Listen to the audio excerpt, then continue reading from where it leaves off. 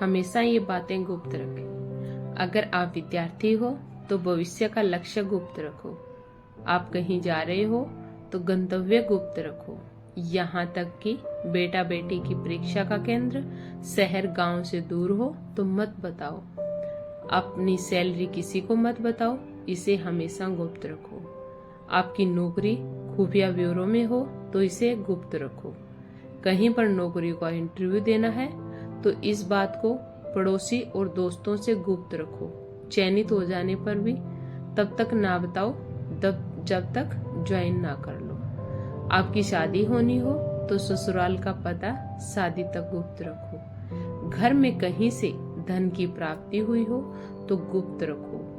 Bank account number और bank का नाम गुप्त रखो। बहन बेटी का रिश्ता तय किया हो तो रिश्ते की बात शादी होने तक गुप्त रखो। लड़की दिखाते वक्त पड़ोसन को भी ये बात मत बताओ।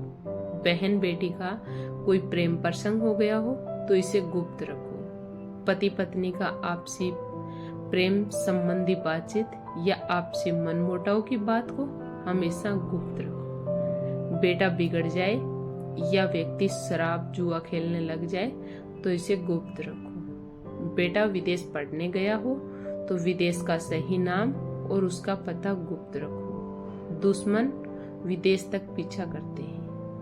प्रॉपर्टी के पेपर्स गुप्त रखो। नई प्रॉपर्टी खरीदी हो तो जब तक जरूरत ना हो किसी को मत बताओ। लॉकर किस बैंक में है यह भी गुप्त रखो।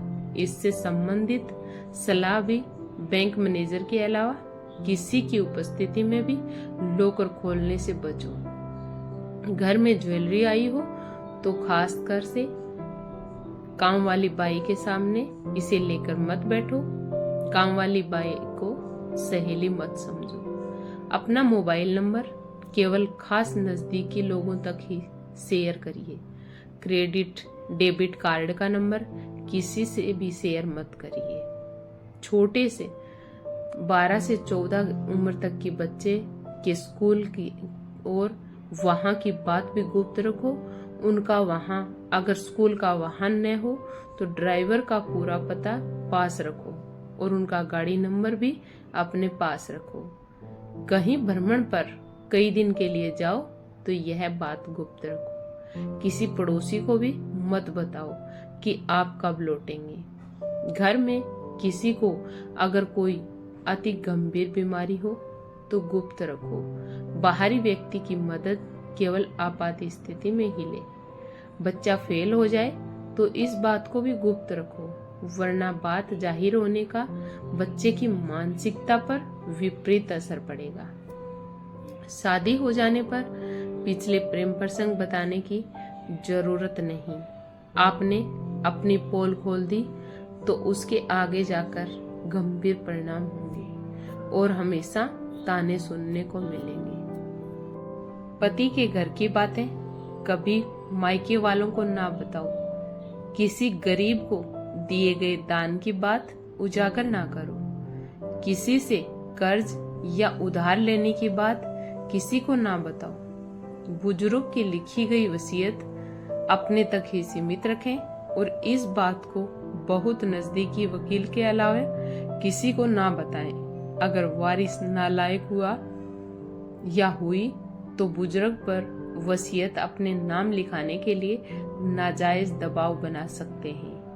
नजदीकी रिश्तेदार अगर कोई अनैतिक कार्य कर बैठे तो रिश्तेदार से जो भी करना हो करिए, मगर यह बात घर परिवार से बाहर नहीं जानी चाहिए। कभी भी अपने घर की कमियां किसी बाहरी व्यक्ति के सामने व्यक्त नहीं करनी चाहिए। इसकी वजह से आपके परिवार में, समाज में बदनामी का सामना करना पड़ सकता है।